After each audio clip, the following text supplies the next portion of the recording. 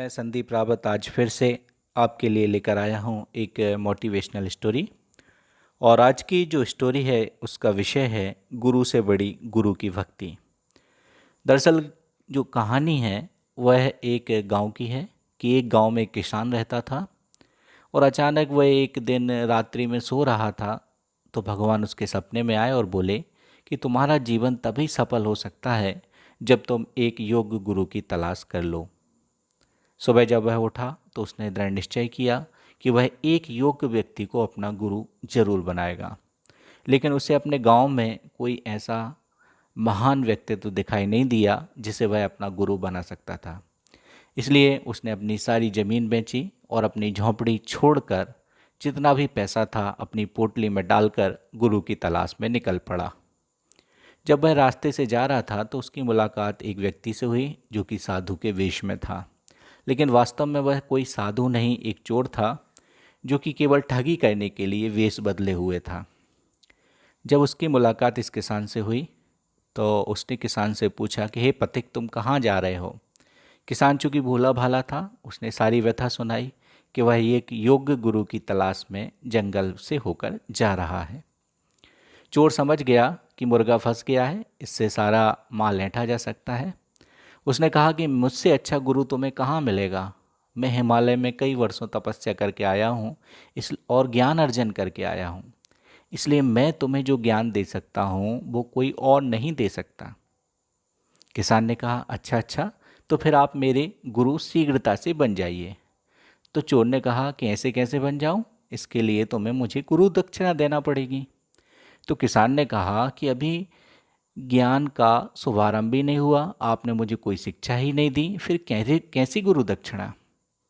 तो उस चोर ने कहा कि अगर तुम्हें मुझे गुरु बनाना है तो पहले मुझे गुरु दक्षिणा देनी ही पड़ेगी। किसान ने कहा ठीक है, क्योंकि मेरा उद्देश्य पूरा हो गया है इसलिए मेरे पास जो भी रुपया पैसा है वो सब आप ले लीजिए, लेकिन मुझे अपनी गुरु दीक्षा जरूर दीजिए, मुझे अपनी शिक्षा दीक्षा दीजिए। तो चोर ने कहा ठीक है, मैं नगर से एक काम निपटा कर आता हूँ, लेकिन उससे पहले मैं एक मंत्र तुम्हारे कान में फूंकूंगा और जैसा मैं कहूँ वैसा तुम्हें करना है। किसान ने कहा ठीक है गुरुदेव, आप जैसा कहेंगे मैं वैसा ही करूँगा। चोर ने उसके कान में ओम नमो भगवते वासुदेवाय मंत्र फूंका और कहा कि एक टांग पर खड़े हो जाओ और जब तक मैं नहीं आता इस मंत्र का जाप करते रहो। ऐसा कहकर वह चोर जो था सारा माल पानी लेकर रफू चक्कर हो गया। इधर किसान जो था वो पीपल के पेड़ के नीचे ही एक टांग पर खड़े होकर लगातार ओम नमो भगवते वासुदेवाय का जाप कर रहा था। ऐसा करते करते महीनों बीत गए, वर्षों बीत गए, लेकिन चोर वापस नहीं आया। ऐसी स्थिति में उसके तप के प्रभाव से इंद्र का सिंहासन डावाडोल हो गया। इंद्र घबराने लगा और इंद्र ने नारद को इसका कारण जानने के लिए भूलोक पर भेजा। जैसे ही नारद जी भूलोक पृथ्वीलोक पर आए, उन्होंने किसान को तप करते हुए देखा और उससे बोले कि हे तप करने वाले महान व्यक्तित्व, अपनी आंखें खोलो। जब ऐसा सुनकर उस किसान ने अपनी आंखें खोली और देव ऋषि नारद को प्रणाम किया। तब देव ऋषि नारद ने कहा कि तुम जिस व्यक्ति के लिए इतना घोर तप कर रहे हो वो वास्तव में कोई महान तपस्वी नहीं है, बल्कि एक चोर है जो तुम्हें बेवकूफ़ बनाकर तुम्हारा सारा पैसा ऐंठ कर यहाँ से भाग गया है।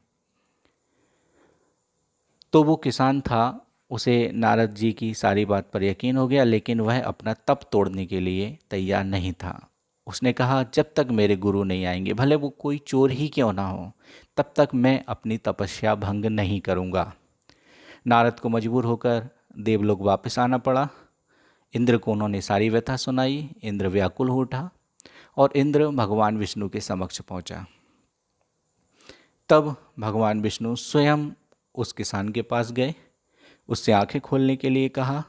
किसान ने भगवान विष्णु को प्रणाम किया, लेकिन भगवान विष्णु के कहने पर भी उसने अपना तप भंग नहीं किया और वह भगवान विष्णु से बोला कि जब तक मेरे गुरुदेव मेरे सामने नहीं आएंगे मैं अपना तप भंग नहीं करूँगा, इस मंत्र का लगातार जाप करता रहूँगा।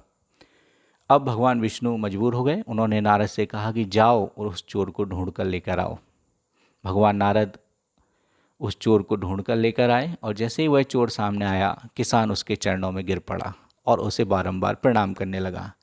यह देखकर जो चोर था उसे बड़ी ही ग्लानि महसूस हुई और उसने किसान से माफ़ी मांगी और कहा कि मैं वास्तव में चोर हूँ, मैंने तुम्हारे साथ छल किया है, मुझे क्षमा करो। तो किसान कहने लगा, ये आप कैसी बातें करते हैं गुरुदेव, आपने मेरे साथ कोई छल नहीं किया है। आपकी ही भक्ति से आज मुझे स्वयं भगवान विष्णु के दर्शन हो गए हैं और आप ऐसा कहते हैं। तो चोर भी स्तब्ध हो गया और भगवान भी स्तब्ध हो गए उसके ऐसे सवाल को सुनकर। और बात भी सही थी कि भले उसका जो गुरु था वो एक चोर था, लेकिन उस चोर की भक्ति ने भी उस किसान को भगवान विष्णु तक पहुंचा दिया। कहा भी गया है कि गुरु गोविंद दो खड़े, काके लागे पाओ, बलिहारी गुरु आपकी, गोविंद दियो बताए। इन दो पंक्तियों को उजागर करने के लिए इससे अच्छी कहानी और कोई नहीं हो सकती है।